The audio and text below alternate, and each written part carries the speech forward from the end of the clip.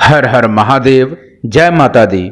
साथियों, जैसा कि आप सभी को पता ही है कि इस समय बहुत ही पवित्र दिन अर्थात नवरात्रि के दिन चल रहे हैं और नवरात्रि में माता रानी के विधि विधान से पूजा अर्चना भी की जाती है।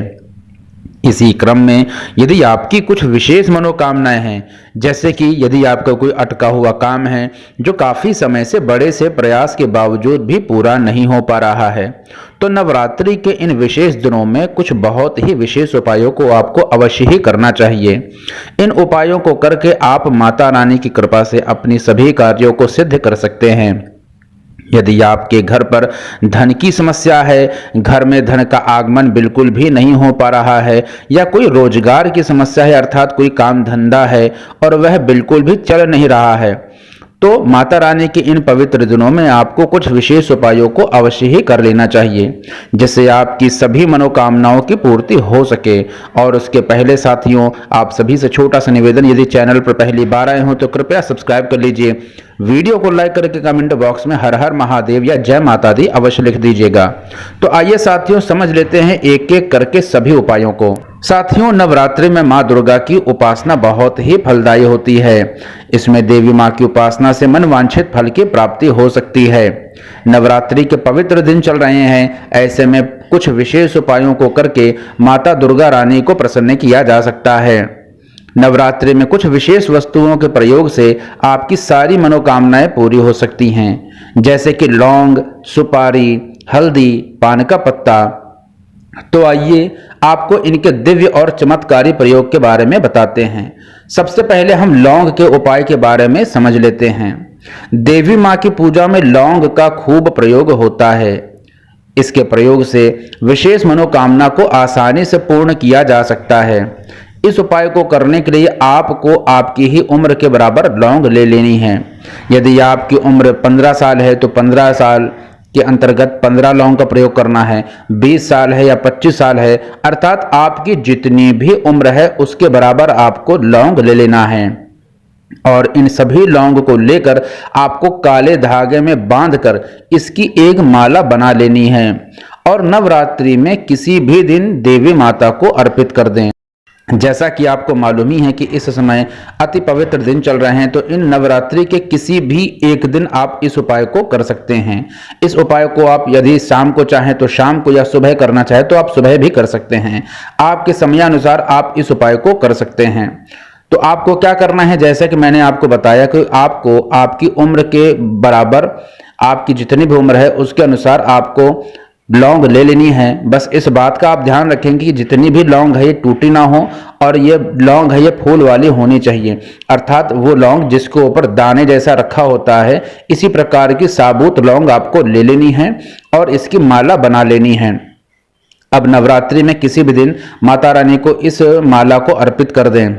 इसके बाद अपनी मनोकामना की पूर्ति के लिए माता रानी से प्रार्थना करें। मनोकामना पूर्ण हो जाने के बाद माला को किसी भी बहते हुए जल में प्रवाह कर दें, जैसा कि आपको मैंने बताया कि लौंग के इस उपाय को आपको कैसे करना है। अब बात कर लेते हैं कि यदि सुपारी के उपाय को किया जाए तो सुपारी से किस प्रकार का उपाय किया जा सकता है। तो सुपारी पूजा में अर्पित की जाने वाली एक विशेष वस्तु है।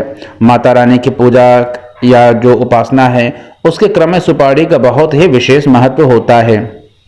इसके विशेष प्रयोग से विवाह का वरदान तक पाया जा सकता है।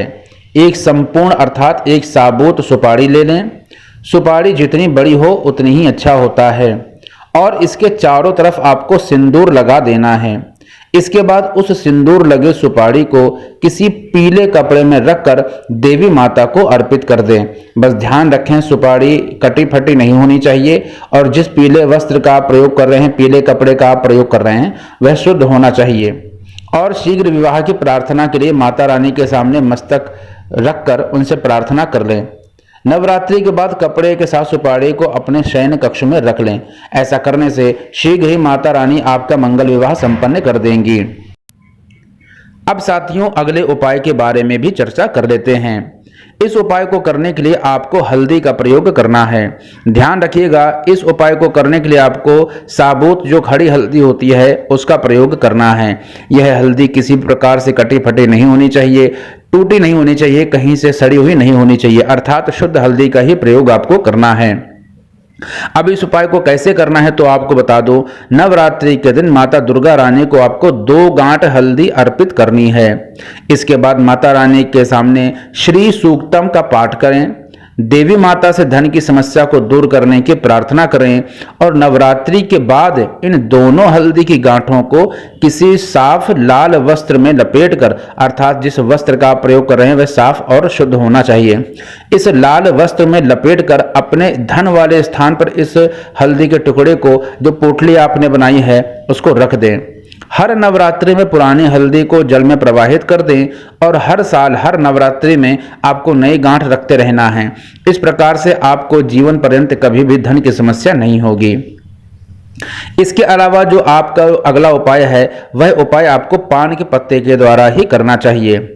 साथियों, जैसा कि आपको ज्ञात ही है कि पान का पत्ता पूजा में बहुत ही प्रयोग किया जाता है। यह एक औषधि फल है, यह एक औषधि भी होती है और इसके चमत्कारी प्रयोग भी हैं।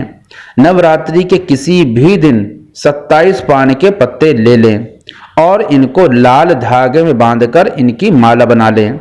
बस इस बात को ध्यान रखिएगा कि जिस भी सामग्री का प्रयोग आप कर रहे हैं वह सामग्री शुद्ध और साफ होनी चाहिए और इस उपाय को आपको रात्रि के समय करना चाहिए, अर्थात यह उपाय सिर्फ रात्रि के समय ही किया जाना है। तो आपको बता दूं, इस उपाय को करने के लिए 27 पान के पत्ते ले लें, लाल धागे में बांधकर इसकी माला बना लें और इसे नवरात्रि में किसी भी रात्रि को माता रानी को अर्पित कर दें और इसके बाद शीघ्र रोजगार प्राप्ति की प्रार्थना करें। रोजगार की व्यवस्था हो जाने पर इस माला को जल में प्रवाहित कर दें। इस तरह से आप अपनी सभी मनवांछित कामनाओं की पूर्ति माता रानी के चल रहे इन पवित्र दिनों में आसानी से कर सकते हैं। तो माता रानी आपकी सभी मनोकामनाओं की पूर्ति के लिए आपको आशीर्वाद दे, आप पर करुणा बरसा कर रखें। हर हर महादेव। जय जय माता रानी।